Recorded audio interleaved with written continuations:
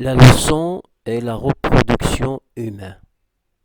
Chapitre 3. La reproduction chez l'homme.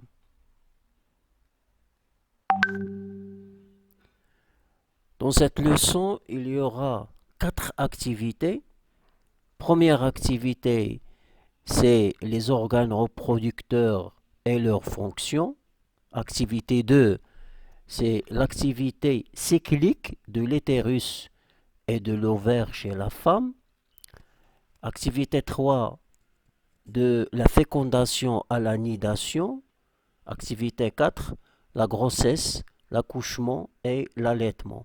Activité 5, les moyens de contraception. Cette image, c'est une image réelle montrant tout simplement les dimensions d'un embryon pendant les premières semaines de la grossesse. Introduction. Dans cette introduction, on a montré les principaux concepts de la reproduction chez l'homme, y compris les organes de l'appareil génital mâle et femelle, la reproduction qui commence par un rapport sexuel entre un homme et une femme, produisant des cellules sexuelles ou bien des gamètes mâles, les spermatozoïdes, et femelles qui est l'ovule. Bien sûr, l'union des deux gamètes mâles et femelles, c'est le phénomène de la fécondation qu'on a déjà fait l'année dernière. Et puis, on va terminer que cette fécondation produit un œuf, une cellule œuf, qui va se développer dans l'utérus de la femme. Au cours de ce développement, ce sont pendant 9 mois de la grossesse, et après il y aura naissance ou bien l'accouchement d'un nouvel être humain. Bien sûr, il y a plusieurs questions qu'on va répondre, en commençant par les transformations du corps à la puberté, et la dernière question sera comment éviter ou espacer les naissances. Entre ces deux questions, bien sûr, il y a plusieurs questions qu'on va répondre pour bien comprendre la leçon de la reproduction chez l'homme. Les transformations à la puberté, bien sûr, ce sont des changements physiques, physiologiques et psychiques chez l'homme et chez la femme. Ces changements se résument dans ce tableau chez la fille et chez le garçon. Bien sûr, à la puberté, le corps se transforme et ces transformations, on peut les résumer. Ces différences entre garçons et filles qui apparaissent à la puberté sont appelées les caractères sexuels secondaires. Les caractères primaires, ce sont les caractères qui permettent de distinguer extérieurement l'homme et la femme, caractères primaires, organes reproducteurs différents à la naissance, et des changements bien sûr que s'opèrent aussi à l'intérieur du corps. Euh, Définition, il y a bien sûr définition des caractères sexuels primaires, il y a définition des caractères sexuels secondaires qu'on a déjà expliqué, et les autres concepts qui est l'éjaculation, le sperme, menstruation, puberté et adolescence.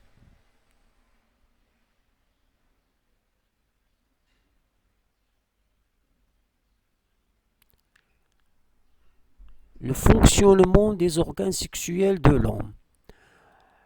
On va commencer par l'anatomie des organes sexuels humains chez l'homme. L'appareil génital masculin comprend, il y a plusieurs organes numérotés ici, et vous avez trouvé le nom de ces organes en bas dans une figure. L'appareil génital est un ensemble d'organes qui intervient dans la reproduction chez l'homme. Ces organes sont surtout externes avec le pénis, la verge et les testicules contenus dans les bourses. Par ailleurs, l'appareil génital masculin est en relation avec l'appareil urinaire.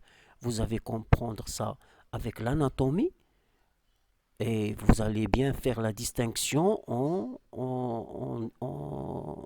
voyant aussi l'appareil génital de la femme. Il y a une grande différence. Donc, grosso modo, le pénis est un organe d'accouplement. Les testicules, lieu de fabrication des spermatozoïdes, et les conduits amenant les spermatozoïdes vers l'extérieur, les deux vésicules séminaires, il y a le prostate. Donc, on va voir ça avec dans un tableau montrant les différentes parties de l'appareil génital de l'homme, le rôle avec des petites expériences montrant ça.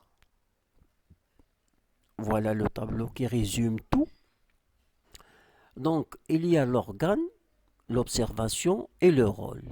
L'observation ou bien une petite expérience. Par exemple, testicule. L'ablation. L'ablation, ça veut dire tout simplement enlever. Donc, enlever les testicules chez un animal, bien sûr, c'est pas chez l'homme. Enlever les testicules entraîne une stérilité. Ça veut dire que l'animal ne peut plus produire le sperme, ne peut plus produire, le sperme ne contient pas de spermatozoïdes. Donc, enlever les testicules chez un animal, le sperme ne contient pas de spermatozoïdes. Donc, conclusion, ou bien le rôle, c'est quoi le rôle des testicules?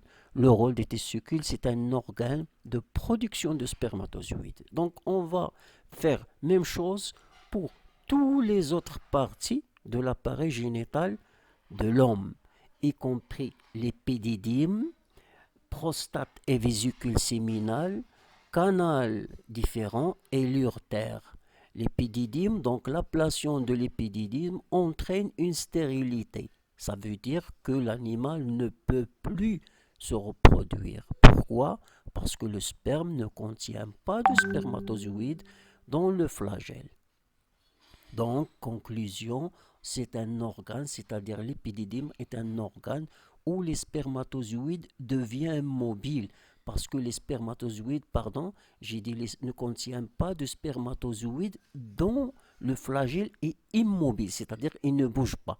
Donc, c'est quoi le rôle de l'épididyme? C'est un organe qui permet aux spermatozoïdes de devenir mobiles.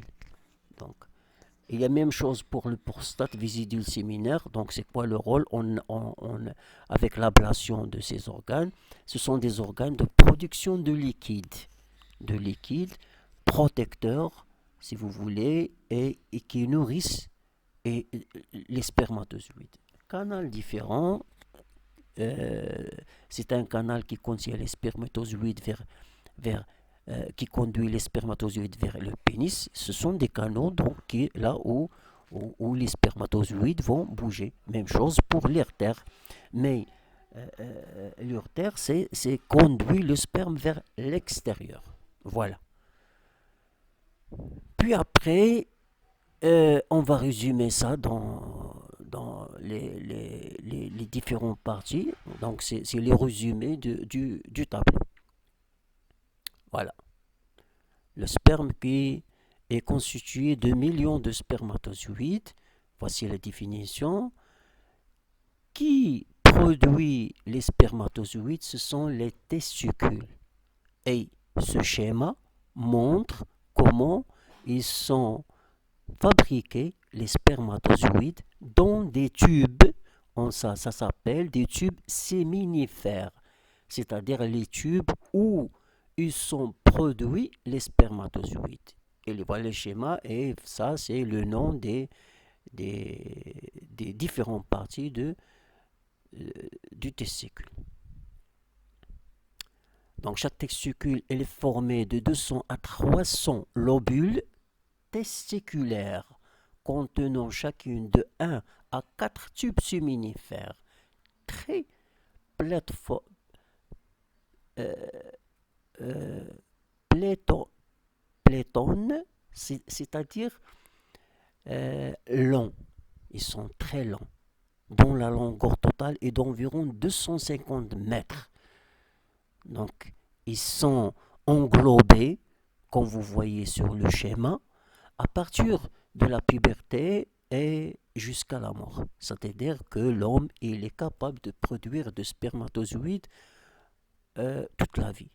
Ces tubes et fabriquant et des cellules qui se multiplient et qui se transforment en spermatozoïdes à raison de 200 millions par jour. Les spermatozoïdes à la sortie des testicules, c'est très important cette information, traversent l'épididyme où ils acquièrent leur mobilité. C'est-à-dire qu'ils sont immobiles à la sortie des testicules. Ou faculté de se déplacer. Donc, ils deviennent très mobiles. Donc, il y a les testicules qui fabriquent les spermatozoïdes, mais les autres parties, ils sont aussi nécessaires pour que ces spermatozoïdes deviennent mobiles, deviennent actifs, si vous voulez. Sinon, l'animal ou bien l'homme, il est stérile. Se déplacent et se produisent ensuite leur trajet par les spermiductes, encore appelés canaux différents. Donc, on a déjà vu ça en haut, les différentes parties, ou bien le rôle des différentes parties de l'organe de l'homme. Ces spermatozoïdes se mêlent, c'est-à-dire se mêler et se mélangent, si vous voulez.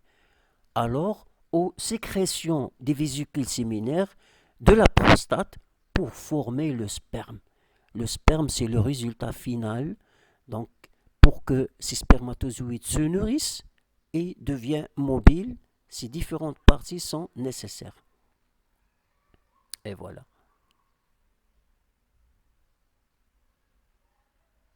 Donc voilà des schémas. Là aussi, c'est un schéma général montrant la forme d'un spermatozoïde. C'est très très petit, bien sûr. Et un spermatozoïde, on peut dire que c'est une cellule. En quelque sorte, c'est une cellule. Il y a une différence, bien sûr, entre cellule et gamète. La différence se trouve au niveau du noyau. Le noyau d'un spermatozoïde contient N gènes, bien le génome est égal à N, alors que la cellule, elle est de 2N. Vous allez bien sûr euh, comprendre ça, deuxième cycle, lorsque vous étudiez bien la génétique. Et on va s'arrêter là avec le fonctionnement des organes sexuels de la femme.